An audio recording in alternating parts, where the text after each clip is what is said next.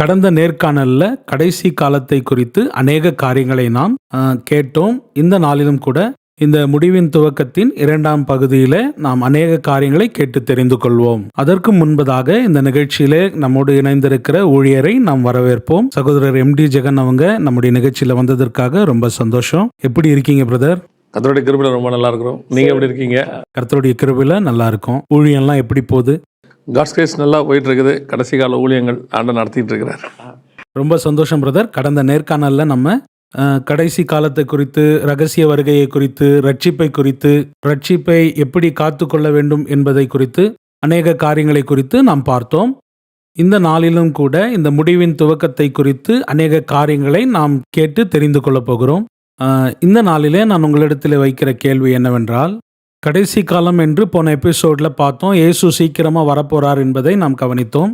இயேசு கிறிஸ்துவை சந்திக்கணும்னு சொன்னா சபை எந்த மாதிரி ஆயத்தமாகணும், சபை எப்படி ஆயத்தப்பட்டால் மாத்திரம் இயேசு கிறிஸ்துடைய வருகையில எடுத்துக்கொள்ளப்படும் என்று சபையுடைய ப்ரிப்பரேஷனை குறித்து விவரமா சொன்னீங்கன்னா நேயர்களுக்கு அனுகூலமா இருக்கும். முதல்ல சபையை குறித்து தான் நமக்கு ஒரு தெளிவு இருக்கணும். அப்போ தான், ஏன்னா இப்போ போன தடவை இந்த ரட்சிப்பை பற்றி பேசணும்லாம் நீங்கள் சொன்னீங்க. இப்போ நம்ம அதுக்கு அடுத்த லெவல் கொஞ்சம் கடந்து போகணும் அப்படின்னு சொல்லும் போது சபையை கொடுத்து நமக்கு முதல்ல ஒரு புரிதல் இருக்கணும். சர்ச்னா என்ன அப்படிங்கிற மாதிரி. பழைய ஏற்பாட்டில் இல்லாத ஒரு பெரிய கான்செப்ட் தான் புதிய ஏற்பாட்டில் இருக்கிறது. அதுக்கு பேர் தான் சர்ச்சு. அவரே சொல்கிறார், இது ஒரு ரகசியங்கிறார். கணவனுக்கும் மனைவிக்கும் உள்ளது, கிறிஸ்துவுக்கும் சபைக்கும் உள்ளது. இந்த ரகசியம் பெரியதுங்கிறார். இதை நீங்கள் கொஞ்சம் டீப்பாக போனீங்கன்னா, கிரைஸ்ட் படைக்கும் பொழுதே ஆதாமும் ஏவாளும் படைக்கிறார், கணவனும் மனைவியுமா. ஏன் அப்படி படைச்சாருன்னு நம்ம யோசிக்கணும் இல்லையா? முதல் உறவு அவர் படைக்கும் போது அண்ணன் தங்கச்சியாக படைச்சிருக்கலாம், அக்கா தம்பியாக படைக்கலாம், அம்மா பையனாக படைச்சிருக்கலாம், இல்லை அப்பா பொண்ணாக படைக்கலாம், என்ன வேணால் செஞ்சுருக்கலாம். ஆனால் படைக்கும் போதே கணவன் மனைவியாக படைக்கிறார். அப்படின்னா காடோடையதான கிரியேஷன். இன்னும் கொஞ்சம் நீங்கள் உலக பிரகாரமாக பார்த்தீங்கன்னா இவங்களாம் என்ன சொல்லுவாங்க, அதாவது பைபிளை நம்பாதவங்க என்ன சொல்லுவாங்கன்னா, மனுஷன் குரங்குலேருந்து வந்தான், குரங்குலேருந்து வரும்போது அவன் எந்த விதமான ஒரு இதுவும் இல்லாமல் இருந்தா அப்படின்னு சொல்லி. ஆனால் அந்த காலத்திலேயே கணவன் மனைவியாக அவங்க இருந்தாங்க. ஆமாம், அவங்களுடைய வியூவில் நான் சொல்கிறேன். ஆனால் ஆண்டவர் படைக்கும் போது மனுஷனை படைச்சு அவனுக்கு அறிவு கொடுக்கும்போது ஒரு மனைவி மேலே ஒரு கணவனுக்குள்ள அறிவை தான் கொடுத்தாரு. அவன் ஏவாளை பார்க்கும்போது என் எலும்பில் எலும்பும் என் மாம்சத்தில் மாம்சம், இவங்க எங்கள் அம்மான்னு அவன் பார்க்கவே இல்லை, இது என் பொண்ணுன்னு அவன் பார்க்கல, என் மனைவின்னு பார்த்தா. அந்த தாட்டை காட் டிஃபால்ட்டாக உள்ள வச்சிருக்காரு. ஆமாம், இதுக்கு பின்னாடி ரகசியம் இருக்கு. அதாவது என்ன அர்த்தம்னா, கிரைஸ்டுக்கும் சர்ச்சுக்கும் உள்ளதான தொடர்பு. இந்த தொடர்பு வரப்போகுது. அந்த வரப்போகிற தொடர்பை தான் அவனுக்குள்ளே வைக்கிறாரு. அது எப்படிங்க வரப்போகிற தொடர்பை உள்ளே வைப்பார் அப்படின்னு கேட்டிங்கன்னா, இப்போ நீங்கள் பொதுவாகவே உலகத்தில் இருக்கிற எல்லாருமே, இப்போ உள்ளவங்க, இயேசு கிறிஸ்துக்கு அப்புறம் உள்ளவங்க எல்லாரும் பாருங்கள், செத்தா பரலோகத்துக்கு போக போகிறேன், சொர்க்கத்துக்கு போக போகிறேன், இப்படி தானே சொல்கிறோம். இது வரப்போகிறது. நம்ம சொர்க்கத்தை பார்க்கல, பார்த்த யாரும் சொல்லலை. ஆனால் உங்களுக்குள்ள டிஃபால்ட்டாக அப்படி ஒரு எண்ணம் இருக்குல்ல, நான் செத்தா சொர்க்கத்துக்கு போவேன். அது பாவியோ பரிசுத்தவானோ இயேசுவை அறிஞ்சவங்களோ அறியாதவங்களோ எல்லாரும் சொல்கிற வார்த்தை என்ன? பரலோகம் போகணும். ஆமாம், செத்தா பரலோகத்துக்கு போவேன். இந்த பரலோகத்துக்கு போவேங்கிற தாட் எப்படி வந்தது? இயேசு கிறிஸ்துக்கு அப்புறம் டிஃபால்ட்டாக உள்ள வைக்கப்பட்டது. அதே மாதிரி ஆதாம் படைக்கும் பொழுதே மனைவி என்கிறதான அந்த அந்த டிஃபால்ட்டாக அவனுக்குள்ளே வைக்கப்பட்ட எண்ணம் அது. இது பரலோகமே வச்சுருக்கு. ஸோ இந்த இடத்துல தான் நீங்கள் சபையை பார்க்கணும். ஆமாம். So it's a heavenly plan. ஒரு கணவனுக்கும் மனைவிக்கும் உள்ளது, கிறிஸ்துவுக்கும் சபைக்கும் உள்ளது. ஹெவன்லி பிளானாக இருக்குது. அப்போ இந்த மனைவி கணவனுக்கு எப்படி இருக்கணுங்கிற விஷயத்துக்குள்ளே போகும்போது தான் நம்ம இதை புரிஞ்சிக்கவே முடியும். சரியா? அப்போது எனக்கு இப்போ நீங்கள் கேட்டவுடனே நான் வரதை சொல்கிறேன். என்னன்னு கேட்டிங்கன்னா, ஒரு மனைவி எப்படி இருக்கணும் அப்படிங்கிறதுக்கு ஒரு பேசிக், ஒரு அடிப்படை பேசிக். ஒரு பொண்ணு பார்க்க போகிறோம், போன உடனே அந்த பொண்ணை பற்றி நம்ம பார்க்கும்போது அடிப்படையாக பொண்ணு உயரமாக இருக்குது, சிவப்பாக இருக்குது, படிச்சிருக்கு, படிக்கலை, என்ன வேணா இருக்கட்டும், அடிப்படையாக அவங்க எதிர்பார்க்கறது என்னென்னா கற்புள்ள கன்னிகையாக இருக்கணும். இது வரைக்கும் கல்யாணமாக இருக்கக்கூடாது. அந்த பொண்ணு எனக்கு தான் முதல்ல என்னவாக இருக்கணும்? மனைவி ஆகணும். இப்படி ஒரு தாட்டு நமக்கு வரும்ல. இதைத்தான் பவுல் எழுதுகிறாரு 2 கொரிந்தியர் 11ஆம் அதிகாரத்தில் 2-3 வசனத்தில். அவர் சொல்லும்போது என்ன சொல்கிறாரு? உங்களை ஒரே புருஷனுக்கு கற்புள்ள கன்னிகாய் ஒப்படைக்க நான் வைராக்கியம் கொண்டிருக்கிறேன் அப்படின்னு சொல்கிறார். அப்போ இந்த இடத்துல நம்ம புரிஞ்சிக்க வேண்டியது என்னென்னா, அந்த மணவாளன் இந்த மணவாட்டியை கல்யாணம் பண்ணி வரும்போது என்ன எதிர்பார்க்குறாருன்னா கற்புள்ள கன்னிகையாக இருக்கணும்னு எதிர்பார்க்குறாரு. கற்புள்ள கன்னிகை. ஆமாம். அப்போ அந்த கற்புள்ள கன்னிகைனா என்ன அப்படின்னு கேட்டிங்கன்னா ஒரு உதாரணம் தான். கற்பு என்பது சரீரத்தின் அடிப்படையிலும் இருக்குது, மனதின் அடிப்படையிலும் இருக்குது. ஆமாம் இல்லையா? இப்போது சரீரத்தின் அடிப்படை நீங்கள் எடுத்துக்கிட்டிங்கன்னா ஒரு புருஷனுக்கு திருமணமான உடனே கற்பு போயிடுமா? அப்போ போகாது. கல்யாணம் பண்ணி ஒரு கணவனுக்கு கொடுத்துட்டிங்கன்னா கற்பு போயிடுமான்னா போகாது. இன்னும் சொல்ல போனால் கல்யாணம் பண்ணவங்கள தான் கற்புக்கரசின்னு சொல்லுவாங்க இல்லையா? அப்போ கற்பு என்பது சரீரத்தின் அடிப்படையில் இல்லை, கற்பு என்பது மனதின் அடிப்படையில் இருக்கு. கல்யாணம் பண்ண ஒய்ஃபாக இருக்கட்டும், அந்த ஒரே புருஷனையே நினச்சிக்கிட்டு அவரோடு கூட இருத்தல், இதுக்கு பேர் தான் கற்பு. இதை ஸ்பிரிச்சுவலி உங்ககிட்ட எதிர்பார்க்குறாரு கிறிஸ்து. என்னுடைய நினைவு தாட் எல்லாம் அவர் மட்டும். ஓகே. அவருக்கு இந்த 2 நினைவு பிடிக்காது. அதனால தான் திருப்பி சொல்வார், கர்த்தர் தெய்வமானால் கர்த்தரிடத்தில் போங்கள், பாகால் தெய்வமானால் பாகால் இடத்தில் போங்கள். சபை உலகத்தை நினைக்கக்கூடாது, கிறிஸ்துவை மட்டும் நினைக்கணும். கிறிஸ்துவையும் நினச்சிக்கிட்டு உலகத்தையும் நினைக்கிதுன்னா கற்பு அடி வாங்குது. அதனால தான் அவர் என்ன சொல்கிறாருன்னா, என் ஆவி மனுஷனோடு கூட போராடுவது இல்லை. ஏன்னா ஆவி ஆவியாரோட தான் இருக்கணும், மாம்சம் மாம்சத்தோடு இருக்கணும். இப்போ இவங்க எங்கிட்ட ஆவியாகவும் இருந்துக்கிறாங்க, கணவன்கிட்ட உண்மையாகவும் இருந்துக்கிற மாதிரி காட்டிக்கிறாங்க, வெளியவும் போய் என்ன செஞ்சுக்கிறாங்க, உலகத்தோடு கூட கலந்துக்கிறாங்க. இப்போ இவர் இதை விரும்பலை, ஆண்டவர் விரும்பலை. ஒரே புருஷனுக்கு நியமிக்கப்பட்ட கற்புள்ள கன்னிகையாக அப்படின்னு சொல்கிறார். ஸோ இந்த அடிப்படையில் தான் அவர் என்ன எதிர்பார்க்குறாரு, சர்ச்சை எதிர்பார்க்குறாரு. ஃபஸ்ட்டு சர்ச் என்னை சந்திக்க வரப்போகுது. வரும்போது அவர் என்ன எக்ஸ்பெக்ட் பண்ணுறாரு, இவ என்னை மட்டுமே நினச்சிக்கிட்டு இருந்து வரவளாக இருக்கணும் அப்படின்னு. போன இதில் நம்ம ஒன்று பேசணும், ஞாபகம் நினைக்கிறேன். அதாவது ஒரு கப்பை கொடுத்துட்டு ஒரு மணவாட்டிக்கிட்ட யூத முறைமையில் கப்பை கொடுத்துட்டு ஒரு ட்ரெஸ் கொடுத்துட்டு போவாங்க. அவர் வரும்போது அந்த மணவாட்டி என்ன செய்யணும், அந்த வஸ்திரத்தை தரித்தவளாக இருக்கணும், அந்த கப்பு குறைஞ்சிருக்கணும். இது என்ன அடிப்படைனா, அவர் எப்போ வருவார்னு தெரியாது, அவர் வர வரைக்கும் அது அப்படி இருக்கணும்னா 24 hours அவரையே நினச்சிக்கிட்டு இருக்கணும்னு அர்த்தம். அவர் எப்போ வருவார் எனக்கு தெரியாது, அவர் வரும்போது எங்கிட்ட கல்யாண வஸ்திரம் இருக்கணும். அதனால தான் பைபிள் சொல்லும், மணவாளன் வரும்போது கல்யாண வஸ்திரம் தரித்திராதவனாய் காணப்படுகிறவன் எவனும். ஸோ அந்த மாதிரி தான் கிரைஸ்ட் என்ன நினைக்கிறான்னா, 24 hours என்னையே நினைக்கிறோம், என்னையே யோசிக்கிற ஒரு ஆள், என்னையே யோசிக்கிற ஒரு சர்ச், அவ தான் கற்புள்ள கன்னிகை.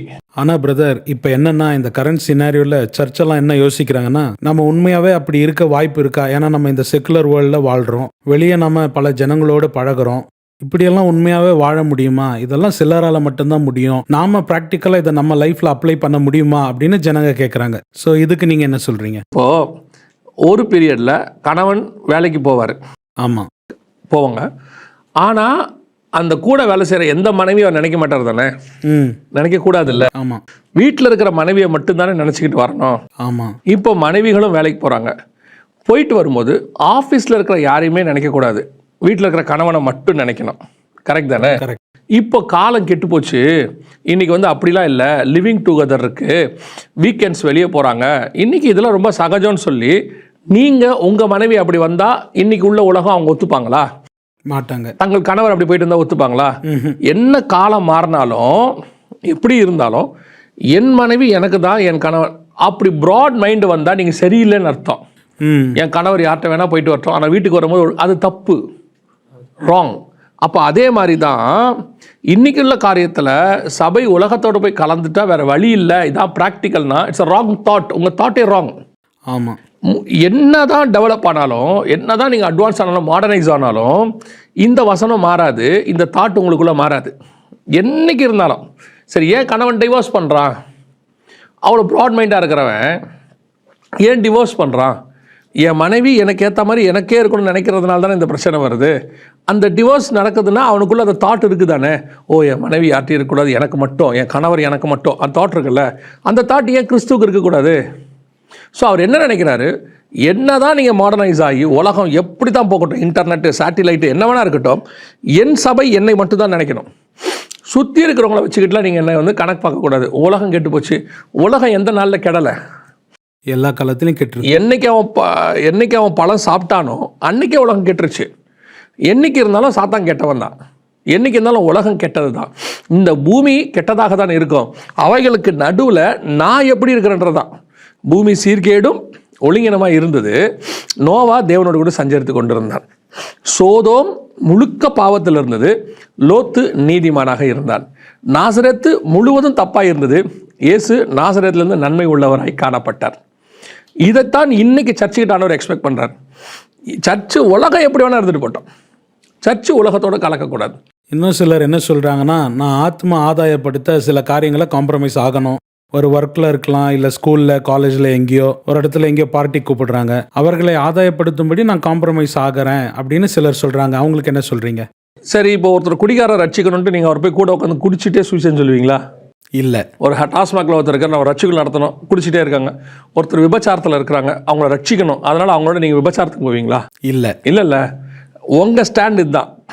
இப்போது நான் எப்போவுமே சொல்லுவேன், ஆத்மாவை ரட்சிக்கிறதுங்கிறது கர்த்தர் கரத்தில் தான் இருக்குது. நான் நடுவில் இருக்கிற டூல். ஆமாம், டூல் டிசைட் பண்ணக்கூடாது நான் எப்படி வெட்டணும்னு, வெட்டுறவர் டிசைட் பண்ணணும் எப்படி வெட்டணும்னு, இல்லையா? நான் விதைக்கிறவன், நான் தூவத்தான் செய்யணும், விதை முடிவு பண்ணக்கூடாது.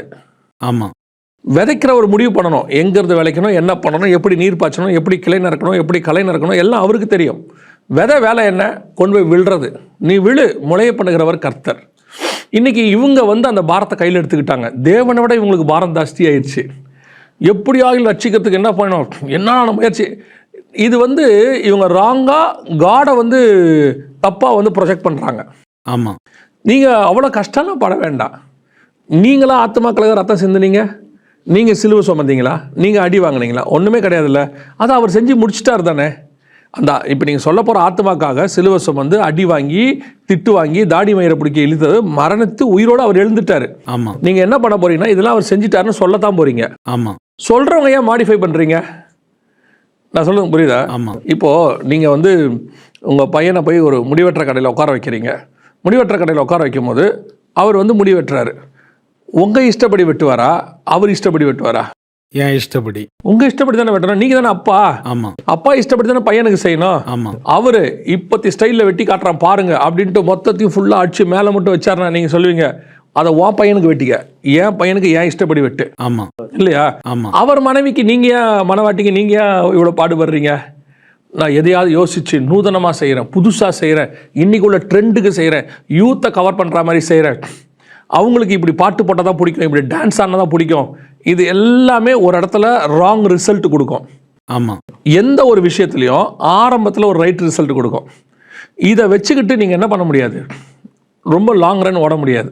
நான் சொல்ல புரியுதா? ஆமாம். இப்போ கிதியோன் ஒரு ஏபோத் செய்கிறார். ஏபோத்னா ஆசாரிய வஸ்திரம் செய்கிறாரு. ஒரு நாளில் பார்த்தீங்கன்னா இஸ்ரவேலிலே அந்த வஸ்திரம் ஏபோத் கன்னியாக இருந்ததுன்னு இருக்குது. அதனால் அர்த்தம்னா அதுவே ஜனங்கள் எப்படி ஆகிருச்சுன்னா அதை வழிபடுற அளவுக்கு ஆயிடுச்சு. அந்த மாதிரி நம்ம இஷ்டத்துக்கு நம்ம அந்த டிசைன் பண்ணவே கூடாது. சர்ச்சு மணவாட்டி அலங்காரம் பண்ண சொல்லி உங்களை எண்ணி வச்சுருக்கிறார். 5 பேர் வச்சுருக்காரு. ஒரு பெண்ணை ரெடி பண்ணுறதுக்கு பாருங்கள், அந்த புடவை கல்யாண வஸ்திரம் போடுறவர் ஒருத்தர் இருப்பார், அந்த அணிகலன்கள் அதை போடுறவர் ஒருத்தர் இருப்பார், சிகை அலங்காரம் பண்ணுறவர் ஒருத்தர் இருப்பார், மேக்கப் போடுறவங்க ஒருத்தர் இருப்பாங்க. ஆமாம், இந்த மாதிரி ஒவ்வொருத்தர் இருக்கிற மாதிரி ஒரு சர்ச்சுங்கிற மணவாட்டியை அலங்காரம் பண்ண 5 பேர் இருக்காங்க. ஓகே, மெய்ப்பன், சுவிசேஷகர், போதர், அப்போஸ்தலர், அப்புறம் தீர்க்கதரிசின்னு இருக்காங்க.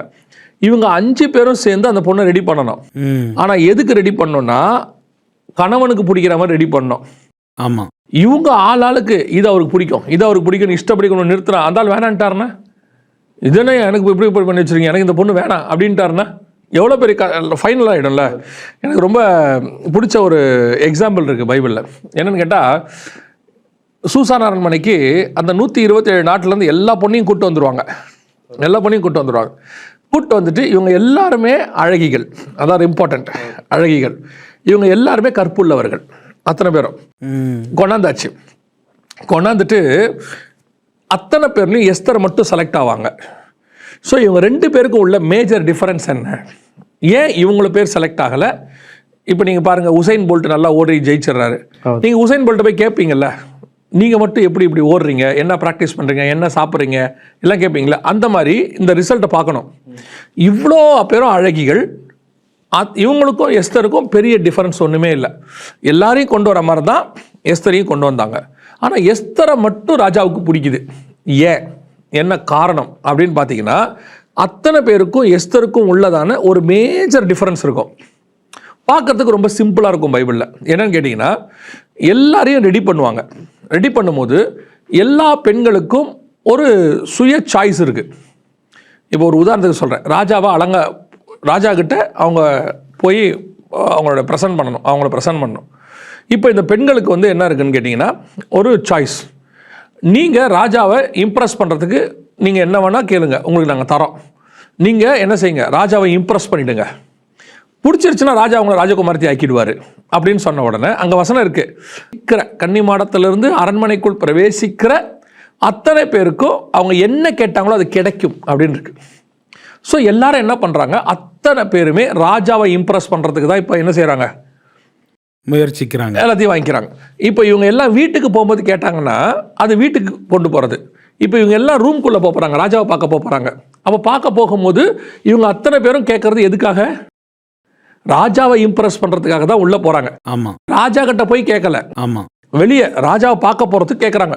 ஸோ இவங்க அத்தனை பேருடைய மைண்டும் ராஜாவை இம்ப்ரெஸ் பண்ணுறது தான். சரியா? எஸ்தரும் போகிறாங்க, எல்லாரும் போகிறாங்க. எஸ்தரும் அலங்காரம் பண்ணிட்டு தான் போகிறாங்க, சும்மா போல. ஆனால் ராஜாவுக்கு எஸ்தரை பிடிச்சிருச்சு, மற்ற யாரையும் ராஜாவுக்கு பிடிக்கல. என்ன காரணம் அப்படின்னு கேட்டிங்கன்னா, இவங்க அத்தனை பேரும் ராஜாவை இம்ப்ரெஸ் பண்ணுறதுக்கு என்னென்னவோ போட்டு ரெடி அலங்காரம் பண்ணி, ஆனால் இவங்க மைண்டெல்லாம் ராஜாவை அலங்காரம் பண்ணுறது தான், வேறு எதுவுமே கிடையாது. ஆனால் எஸ்தர் என்ன பண்ணுறாங்கன்னா, அங்கே ஒரு ஆள் இருக்கிறார், அவர் பேர் ஏகான்னு பேர். இவர் யாருன்னா ராஜா கூடவே இருக்கிறவர். எப்போவுமே ராஜாவுக்கு ராஜகுமாரத்தையை ரெடி பண்ணுறவர் இவருடைய வேலை. எஸ்தர் என்ன பண்ணுவாங்கன்னா, அந்த ஏகா என்ன கொடுத்தானோ அதை மட்டும் வாங்கி கொண்டால் மற்ற எதையுமே கேட்கலன்னு இருக்கு. ஏன்னா எஸ்தருக்கு தெரியும், இப்போ நான் ராஜாவை இம்ப்ரெஸ் பண்ண போகிறேன். அப்போது ராஜாவுக்கு என்ன பிடிக்கும்னு யாருக்கு தெரியுமோ அவர்கிட்ட கேட்டு ராஜாவுக்கு என்னென்ன பிடிக்குமோ சொல்லுங்கள், நான் அதை போட்டுக்கிறேன்னு சொல்கிறது தான் ஞானம். ஆமாம். ஏன் டேலண்ட்னால ராஜாவை என்னால் என்ன பண்ண முடியாது, இம்ப்ரெஸ் பண்ண முடியாது. ஒருவேளை எங்ககிட்ட இருக்கிறது பெஸ்ட்டாகவே இருக்கும். நான் ஒரு உதாரணத்துக்கு சொல்கிறேனே, ஒருத்தர் ஒரு ஒரு பொண்ணை வந்து அவருக்கு பார்க்குறாங்க. ஸோ அவருக்கு என்ன பண்ணுறாங்க, அந்த பொண்ணை கொண்டு வர அன்னைக்கு நடந்த சம்பவம் தான். கொண்டு வர அன்னைக்கு நல்லா அலங்காரம் பண்ணி சூப்பராக பண்ணி கொண்டு வந்திருக்காங்க. முடிச்சுட்டு பொண்ணு பார்த்துட்டு போகும்போது அவர் சொன்னார், அந்த பொண்ணு வேணாம் அப்படின்ட்டார்.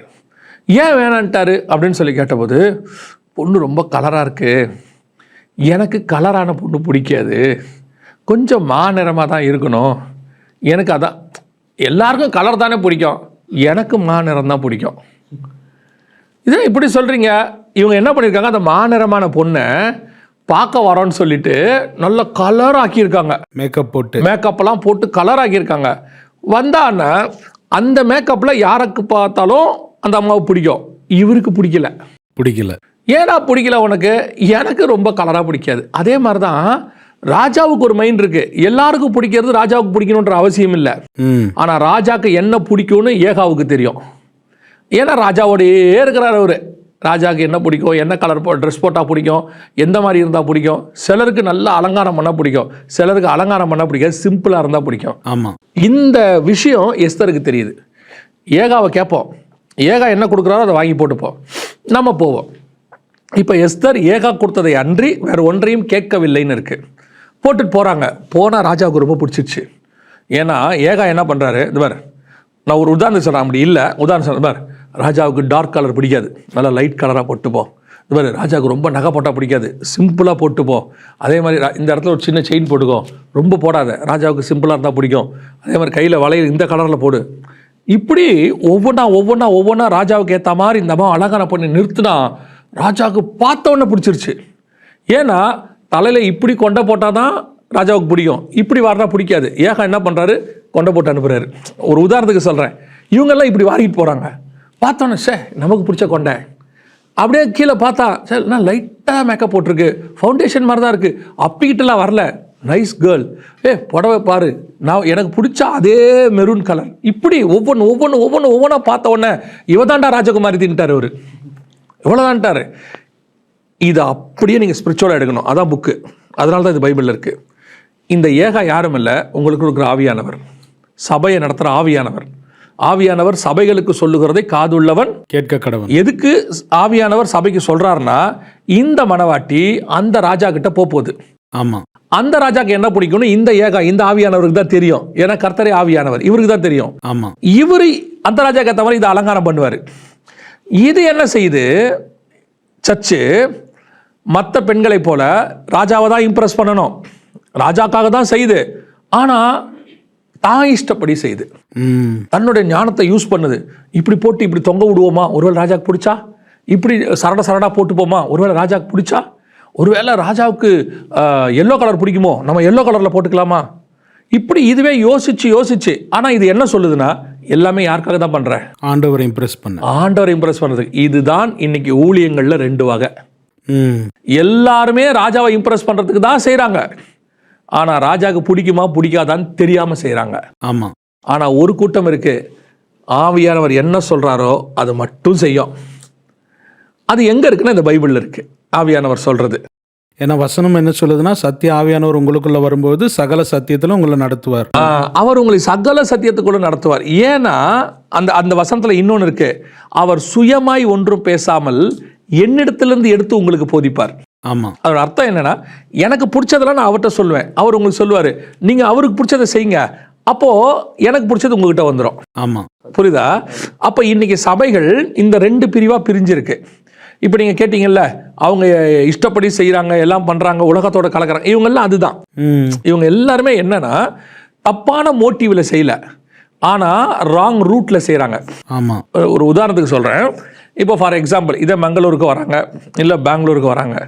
இவங்க எல்லாருமே ஹைவேஸில் 110 கிலோமீட்டரில் மைண்ட் எதில் இருக்குன்னா பெங்களூர் போகணுன்னு இருக்குது, பெங்களூர்லேருந்து பெங்களூர் போகணுன்னு இருக்குது.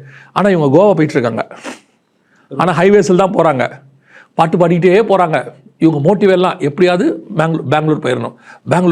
பெங்களூர் ஒரு இடத்துல போட்டிருக்கு கோவா 10 கிலோமீட்டர். எங்கே கண்டுபிடிக்கிறாங்க? கோவா கிட்ட போகும்போது கண்டுபிடிக்கிறாங்க. நான் இதே ரூட்டில் தானே வந்தேன். ஆமாங்க, இந்த ரூட்டு பின்னாடி பெங்களூர் போகுது, நீங்கள் இந்த பக்கம் போகிறீங்க. ரூட்டு பெங்களூர் ரூட்டு தான், but you are the wrong direction, wrong route. இன்னைக்கு இதுதான் ministry. we are doing the ministry, but we are in the wrong direction. கர்த்தர் எதுக்கு பிரியமில்லை? கர்த்தருக்கு ஒரு விஷயம் பிடிக்கல, அவ்வளோதான், விட்டுருங்க. நீங்கள் எப்படியாவது ஆண்டவரை இம்ப்ரெஸ் பண்ணணும். அவர் என்ன நினைக்கிறாருன்னா, இவன் இவ்வளோ கஷ்டப்பட்டு செய்கிறான், எனக்கு பிடிக்கலையே, என்ன பண்ணுறது? அதாவது உங்கள் மனைவி முதல்ல உங்களுக்கு ஃபஸ்ட்டு சமையல் செஞ்சு கொடுக்குறாங்க. நீங்கள் வீட்டுக்கு வந்த உடனே நல்லா போட்டு கத்திரிக்காய், அந்த குழம்பு இந்த குழம்பு எல்லாம் போட்டு அப்படி வைக்கிறாங்க. உங்களுக்கு பிடிக்காததே கத்திரிக்காவாக தான் இருக்கும். ஆனால் அவங்க யாருக்காக செஞ்சாங்க? கணவனுக்காக. ஐயோ, இவருக்கு வீட்டுக்காரை இம்ப்ரெஸ் பண்ணணும், அவருக்கு கொடுக்கணும், ஃபஸ்ட்டு செய்யணும். நீங்கள் என்ன பண்ணுவீங்கன்னா, அவங்கள ஹர்ட் பண்ண மாட்டீங்க. அதை எடுத்து நல்லா வாயில் வச்சு சாப்பிட்டுட்டு, நல்லா இருக்குமா, சூப்பராக இருக்குது, நீ எனக்காக செஞ்சுருக்க, the best, okay good, but reward கிடைக்காது.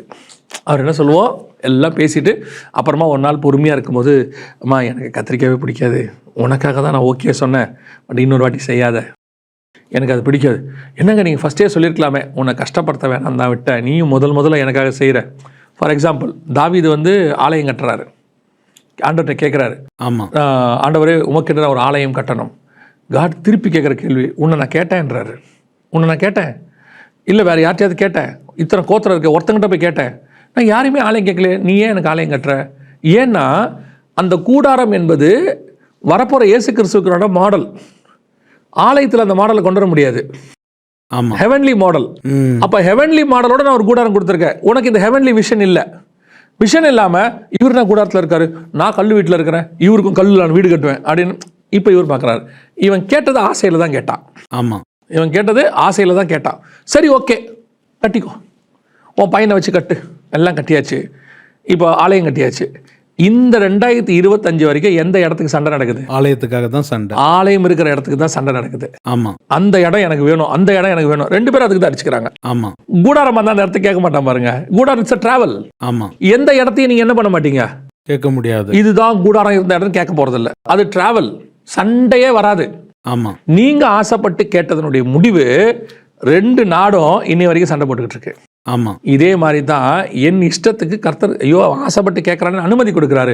It's not his will, permissive will. இதனுடைய விளைவு என்ன ஆகுது? முடிவு உங்களுக்கு அவருக்கு தொடர்பு இல்லாமல் போயிடுது. ஆமாம், முடிவு வேற மாதிரி ஆயிடுது. ஸோ இதைத்தான் சொல்கிறேன், இந்த சபையை உங்கள் சித்தப்படி நடத்துவதற்கு உங்களுக்கு எந்த அனுமதியும் கிடையாது. சபையின் மட்டும் இல்லை, உங்கள் ஊழியமாக இருக்கட்டும். ஊழியம் 5 சபைக்கு தானே. ஆமாம். சபை உங்கள் இஷ்டப்படி நடத்துறதுக்கோ உங்களை பற்றி நடத்துறதுக்கோ இதுக்கான எந்த ஒரு பெர்மிஷனும் இதுக்கு கிடையாது. You don't have right. நான் சொல்றது புரியுதா? புரியுது. நீங்கள் உங்கள் பையனை கொண்டு போய் ஒரு ஆட்டோவில் விட்டு ஒரு இதில் விட்டுட்டு ஸ்கூலில் விட்டுருங்கன்றீங்க. உங்கள் பையனுக்கு ஐஸ்கிரீம் வாங்குறதுக்கு அவருக்கு உரிமை கிடையாது. ஆமாம். சாக்லேட் வாங்குறதுக்கு உரிமை இல்லை. அவருக்கு ஆசை இருக்கும், தம்பி சாக்லேட் சாப்பிட்றியா அப்படின்னு கேட்பாரு. பட் இவனுக்கு சாக்லேட் சாப்பிட்டா இருமல் வரும். ஆமாம், அது அவருக்கு தெரியாது. அதுக்கு நீங்கள் கொடுக்க மாட்டீங்க. நீங்கள் கேட்பீங்க, நீங்கள் அப்படிலாம் வாங்கி கொடுக்காதீங்க, எனக்கு தான் என் பையனை பற்றி நல்லா தெரியும். ஆமாம். இந்த மாதிரி தான் சபையை பற்றி 100% ஆவியானவருக்கு தெரியும். ஏன்னா ஆவியானவருக்கு பிதாவுக்கு என்ன பிடிக்கும்னு தெரியும். ஆமாம். மணவாளனுக்கு என்ன பிடிக்கும்னு தெரியும். So each and every ministry should be done by the will of God, not the permissive will. ஆமாம். 100% வில் ஆஃப் த காட். அப்போ தான் சர்ச் அவருக்கு ஏற்ற கற்புள்ள கன்னிகையாக இருக்கும். ஸோ இதை நம்ம கான்சன்ட்ரேட் பண்ணணும். இன்னொரு பக்கம் பிரதர், இப்போ என்னன்னா சபையில் நிறைய கள்ள உபதேசம், சத்திய உபதேசம் எது, கள்ள உபதேசம் எதுன்னு தெரியாமலேயே அநேகர் வழி விலகி போறாங்க, கர்த்தரை விட்டு பின்மாற்றமா போறாங்க. ஆண்டவர் சொல்றாங்க சத்திய ஆவியானவர் வரும்போது சத்தியத்துல நடத்துவாருன்னு. அப்ப சத்தியத்துல நம்ம எப்படி வளரணும்? இந்த ஒரு சத்தியத்துல ஆழமாகவும் உறுதியாகவும் சபை எப்படி இருக்க வேண்டும்? இப்போ சொல்லலாம், ஆனால் நேரம் பத்தாது, நேரம் முடிஞ்சிருச்சு. ஸோ நம்ம என்ன செய்வோம், இந்த கேள்வியை அப்படியே வச்சுட்டு அடுத்த இதில் வந்து நம்ம என்ன செய்வோம், நீங்கள் கேட்ட சத்தியம்னா என்ன செய்யணும், சத்தியத்தில் நடக்கணும். ஏன்னா இன்னைக்கு சத்தியம்ன்றதுக்கும் சத்தியம் இல்லாததுக்கும் வித்தியாசமே தெரிய மாட்டேங்குது. சபை சத்தியத்தில் இல்லைன்னு கேட்குறீங்க. நம்ம நெக்ஸ்ட் எபிசோடில் இதை பற்றி நம்ம தெளிவாக அவங்களுக்கு பேசுவோம். அதுக்கு மேலே அடுத்ததில் இதுக்கான பதில் நம்ம சொல்லுவோம். கர்த்தருடைய நாமத்துக்கு ஸ்தோத்திரம் உண்டாவதாக. இந்த நாளிலும் அநேக காரியங்களை கற்றுக்கொள்ளும்படி ஆண்டவர் பிரதர் மூலமாய் பேசினார். நாம எப்படி கர்த்தருடைய வருகைக்கு ஆயத்தமாக வேண்டும் என்றால், கற்புள்ள கன்னிகையைப் போல நாம் கர்த்தரை சந்திக்க வேண்டும் என்று ரொம்ப அருமையாக இந்த செக்குலர் வேர்ல்டில் நாம் எப்படி சபையாக நாம் வாழ வேண்டும் என்பதை மிக அருமையாக நம்மிடத்தில் பிரதர் பகிர்ந்து கொண்டாங்க. வரக்கூடிய எபிசோட்லையும் கூட நம்ம அநேக காரியங்களை கேட்டு தெரிந்து கொள்வோம். பிரதர் ரொம்ப சந்தோஷம் இந்த நிகழ்ச்சியில் கலந்து கொண்டதுக்காக.